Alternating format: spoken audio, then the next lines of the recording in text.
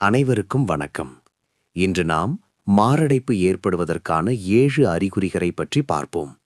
தயவு செய்து எமது வீடியோவை லைக், ஷேர், சப்ஸ்கிரைப் மற்றும் கமெண்ட் செய்யவும். ஒவ்வொரு ஆண்டும் அமெரிக்காவில் 7 லட்சத்திற்கும் அதிகமானோர் மாரடைப்பால் பாதிக்கப்படுகின்றனர்.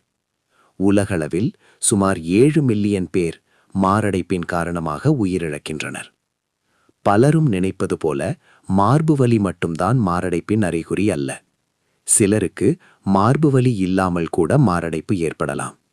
குறிப்பாக பெண்களுக்கும் நீரிழிவு நோயாளிகளுக்கும் அறிகுறிகள் மென்மையாகவும் வழக்கத்திற்கு மாறாகவும் வெளிப்படலாம். அதனால்தான் இந்த வீடியோ மிகவும் முக்கியமானது. இப்போது மாரடைப்பின் 7 முக்கிய எச்சரிக்கை அறிகுறிகளை ஒன்றொன்றாக பார்க்கலாம். முதலாவது அறிகுறி மார்பு அழுத்தம் அல்லது நெஞ்சில் கனமான வலி. இரண்டாவது அறிகுறி கை, தாடை, முதுகு அல்லது வயிற்று பகுதியில் ஏற்படும் அசாதாரண வலி. மூன்றாவது அறிகுறி காரணமில்லாமல் ஏற்படும் குளிர் வியர்வை. நான்காவது அறிகுறி வாந்தி உணர்வு அல்லது வாந்தி. ஐந்தாவது அறிகுறி திடீரென ஏற்படும் மூச்சு திணறல். ஆறாவது அறிகுறி இதயத் துடிப்பு வேகமாகவோ ஒழுங்கற்றதாகவோ மாறுதல். ஏழாவது மற்றும் மிக முக்கியமான அறிகுறி மயக்கம் அல்லது தலை சுற்றல்.